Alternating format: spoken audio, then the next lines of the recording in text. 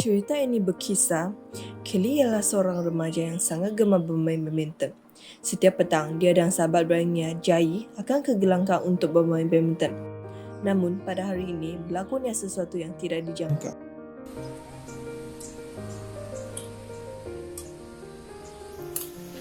Aduh, sakitnya.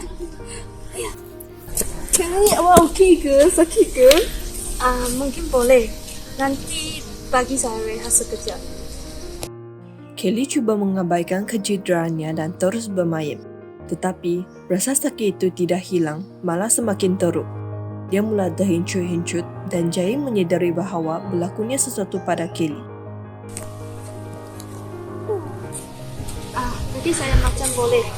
Okay, mari kita teruskan.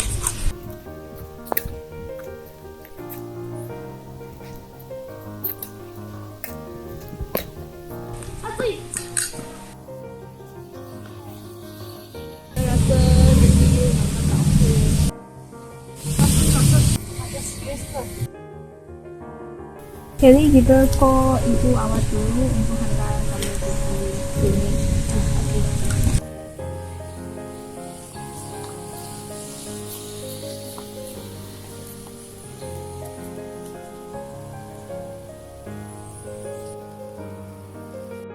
Jai menghubungi ibu Kelly. Selepas itu, mereka duduk di kursi sebelah gelanggang untuk menunggu ibu Kelly menghantar mereka ke klinik.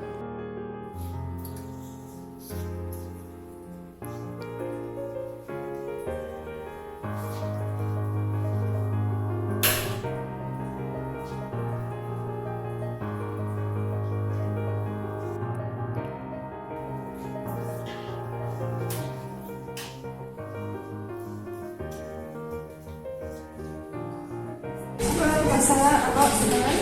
Doktor tadi apa saya disuruh lagi aku dah rawatkan sesuatu untuk pemulihan. Ibu Kelly, jangan terlalu risau. Ini cuma cedera ringan yang biasa orang akan mengalami. Jadi Kelly mengalami kecederaan seperti tersejuk atau lebam akibat aktiviti sukan. Langkah pertama yang paling penting ialah menghentikan aktiviti dan jangan paksa diri. Ramai yang mengatakan mereka boleh terus bermain walaupun dalam rasa sakit, tetapi kadang ini boleh menyebabkan kecederaan menjadi lebih serius. Betulnya doktor, pada mulanya saya rasa saya boleh teruskan, tapi beberapa minit selepas saya rasa saya punya sakit semakin teruk. Itulah sebabnya penting untuk segera mengambil tindakan. Kamu mungkin pernah dengar tentang prinsip Rice, kan? Prinsip ini sangat berguna dalam mengendalikan kecederaan akut seperti tersejuk, kegangan otot atau lebam. Oh, prinsip Rice saya pernah dengar tapi tak berapa faham. Boleh doktor terus lebih lanjut? Boleh je. Rice merupakan singkatan daripada rest, rehat, ice, compressed ice, contraction, balut dan aeration angkat. Mari kita lihat satu persatu. Yang pertama, rest, rehat. Langkah pertama adalah rehat. Apabila mengalami kecederaan, hentikan aktiviti yang dilakukan serta-merta. Teruskan bermain atau bergerak hanya akan menyebabkan kecederaan itu semakin teruk. Rehat membolehkan otot dan ligamen yang cedera mendapatkan masa untuk pulih dan mengelakkan tekanan tambahan pada kawasan yang cedera. Faham. Kalau saya terus paksa diri bermain tadi, cederaan ini akan jadi lebih teruk. Betul, kadang-kadang kecederaan kecil yang tidak terlihatkan boleh menjadi masalah besar dan ia mungkin memerlukan rasa pemulihan yang lebih lama. Yang kedua, ice, compressed ice. Langkah kedua ialah compressed ice. Dengan segera meletakkan ais pada kawasan yang cedera, kamu boleh mengurangkan bengkak dan kesakitan. Ais membantu mengecilkan saluran darah dan mengurangkan aliran darah ke kawasan yang cedera, yang seterusnya mengurangkan keradangan.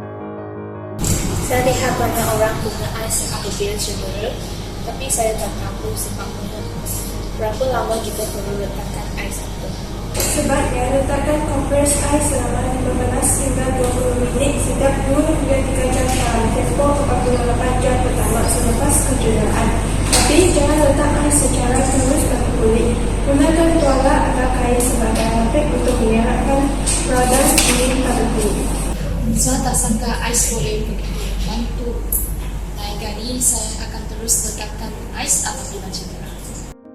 Yang ketiga, compression, balut. Seterusnya adalah compression atau balutan. Dengan membalut kawasan yang cedera menggunakan bandage elastik, kita boleh membantu mengurangkan bengkak. Balutan memberikan sokongan kepada sendi atau otot yang cedera dan menghalang bengkak daripada merebak. Adakah cara yang spesifik untuk membalut? Ya, pastikan sapu membalut dengan tekanan yang cukup untuk membereskan sungai tetapi tidak terlalu ketat untuk menghalang aliran darah. Jika kawasan di bawah balutan menjadi kebas atau berwarna kebiruan, itu tanda bahawa balutan terlalu ketat dan perlu dilonggarkan. Kalau saya dapat compression, saya punya kaki akan lebih lengkap. Tepat sekali, tanpa compression, cecair akan terus mengepul di kawasan yang cedera, menyebabkan bengkak akan lebih teruk dan melambatkan proses penyembuhan. Yang keempat, elevation, angkat. Langkah terakhir ialah elevation atau mengangkat.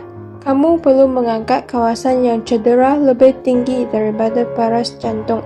Ini membantu mengurangkan aliran darah ke kawasan yang cedera, seterusnya mengurangkan bengkak.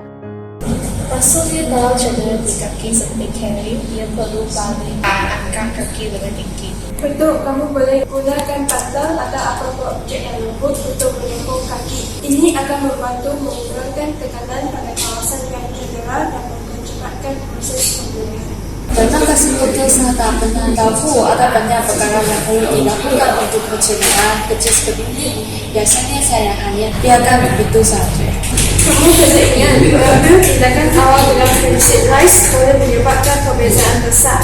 Ia bukan sahaja mengurangkan kesakitan dan bengkak, tetapi juga mengelakkan kecederaan menjadi lebih sulit. Jika selepas beberapa hari kecederaan masih terasa sakit atau bengkak tidak berkurang, kamu perlu datang semula untuk pemeriksaan yang lebih lanjut. Saya rasa ini adalah pengajaran yang sangat baik untuk kita semua.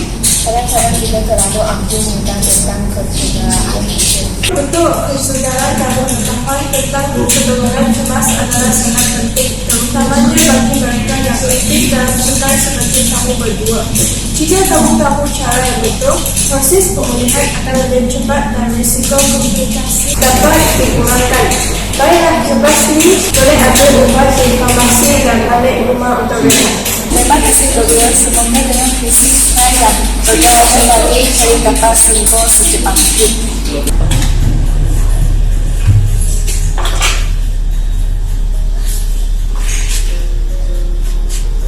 Jadi, jangan paksa diri untuk cepat pulih. Kalau boleh, ibu boleh bantu apa yang betul. Ya ibu, saya baru sedar bahwa tindakan yang cepat dan betul boleh mengelakkan kecederaan ini terjadi lebih sulit. Lain kali kena hati-hati semasa main badminton ataupun laksana apa-apa sukan untuk mengelakkan kejadian yang sama berlaku lagi. Dengan penjelasan yang terperinci daripada Dr. Tan, Kelly dan Jay kini lebih memahami langkah-langkah penting untuk merawat kecederaan dengan betul. Mereka bertekad untuk mengamalkan prinsip RICE jika berhadapan dengan kecederaan lagi pada masa hadapan. Dan mereka juga sedar berapa pentingnya mendapatkan rawatan yang tepat pada waktunya. Jika anda atau orang yang terdekat mengalami kecederaan, jangan abaikan perkara ini. Segerakan lakukan pertolongan cemas dan jangan ragu untuk mendapatkan bantuan perubatan. Dengan langkah yang betul, proses pemulihan akan menjadi lebih cepat dan dapat mengelakkan kecederaan menjadi lebih teruk. Ingatlah, kesihatan adalah akses yang paling berharga. Pada akhirnya, cerita ini memberikan kesedaran tentang pentingnya mengetahui langkah-langkah pertolongan cemas, seperti prinsip RICE yang kita cuba sampaikan dalam video ini. Diharapkan penonton, terutamanya golongan remaja, akan lebih bersedia dan berhati-hati apabila menghadapi situasi kecemasan seperti ini.